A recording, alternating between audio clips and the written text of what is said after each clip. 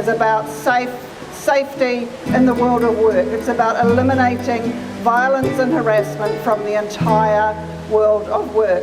And I want to talk about our campaign, which is to ratify an International Labour Organisation convention, Convention 190 on violence and harassment.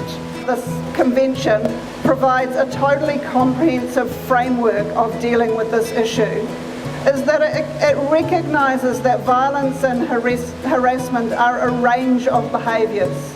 So you will have a chance to have a look at all these stories, which are media stories. But I would just ask everybody here present to think about your own lives and think about the world of work that you have experienced in your life. Can you put your hand up if you or somebody you know has been affected by violence and harassment in the world of work? It is an issue that affects everybody. We are pushing for Aotearoa New Zealand to ratify ILO Convention 190.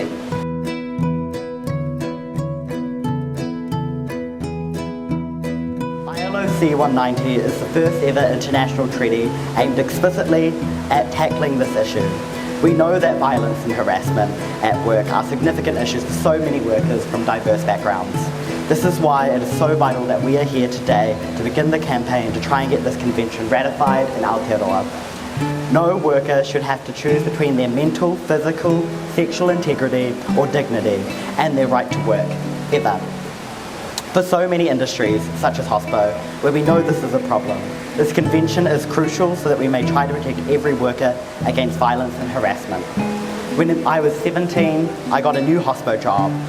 I was sexually assaulted every time I worked with a particular co-worker. He used to walk past every time, smacking my ass every time I bent down to pick up trays to do my job.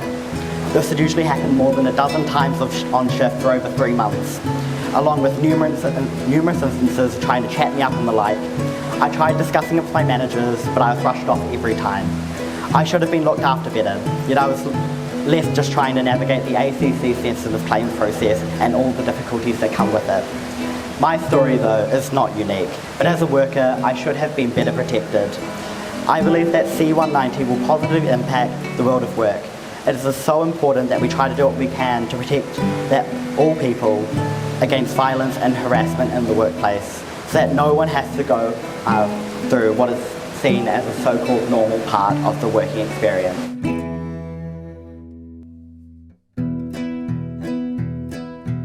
Everybody, as the convention says, has the absolute unadulterated right to go to work every day and be treated respectfully.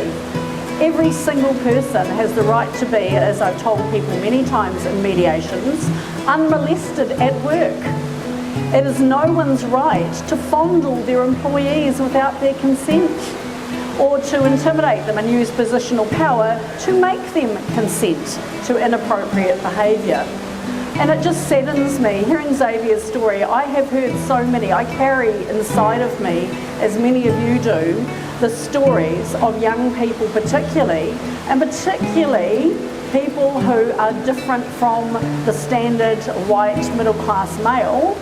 If you deviate from that at all, you are so much more likely to be harassed, to be bullied, to be assaulted, to be denied opportunities, to not be promoted.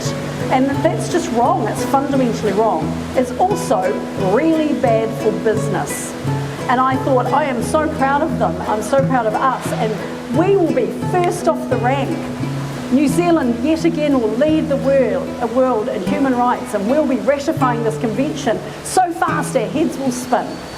And I've waited, and I've waited, and I'm still waiting. And I'm tired of waiting. We will not wait anymore for everyone in New Zealand to understand what Convention 190 requires. Xavier, what happened to you does happen every day, and it's wrong every day. So I am thrilled to be part of this mahi. I think it's incredibly important. It is good for people and it is good for business. It's good for our country. And we should be able in a few years to say, you know what, we knocked that bastard off. So I applaud the people involved Thank you for letting me be part of it. It's such a privilege, and I'm looking forward to the ratification happening, not only in my lifetime, but in my lunchtime.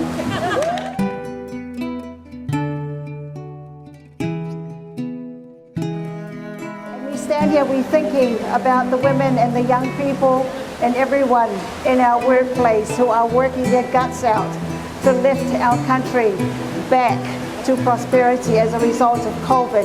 This is for them, and we have to remember that.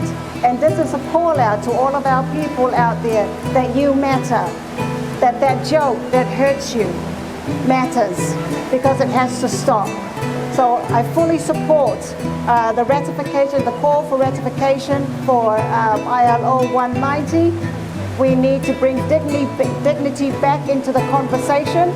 We need to remind our businesses that they have duties to ensure that all of their workers are in a safe environment, free from discrimination.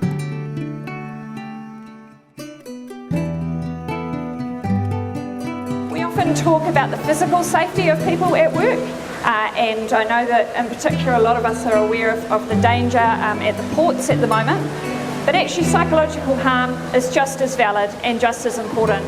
And I know all of us will have examples in our lives, particularly women, particularly people of colour, particularly people who don't identify openly as straight, will all have examples in our lives where our choices were restricted through harassment. And that's not okay.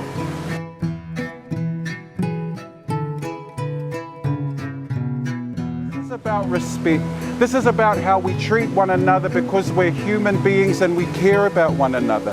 And so I want to stand in solidarity with each and every one of you today and make sure that we do everything possible to treat each other with respect and the dignity that's required in order to make our workplaces and even our public spaces safe for everybody. So thank you for your work. Thank you for standing for our communities, and thank you for standing up for my two young daughters, because I think a lot about them and how we're going to facilitate safe environments, whether at work or at school or in the public for them. So really endorse what you're doing today. We're standing together and stand with you in solidarity. Thank you.